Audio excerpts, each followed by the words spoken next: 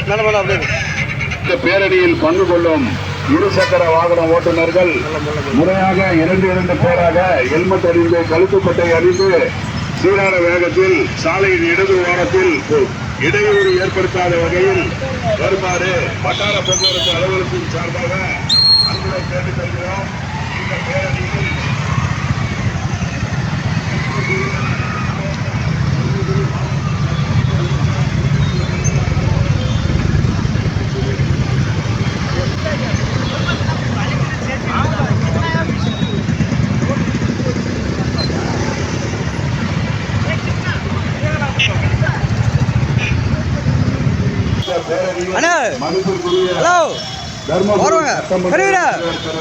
வெங்கடேஸ்வரன் ஐயா அவர்களும் தர்மபுரி முன்னாள் பாராளுமன்ற உறுப்பினர் திரு செந்தில் மருத்துவர் ஐயா அவர்களும் இருசக்கர வாகன ஹெல்மெட் பேரணியில் ஹெல்மெட் அணிந்து விழிப்புணர்வு ஏற்படுத்தும் வகையில் வந்து கொண்டிருக்கிறார்.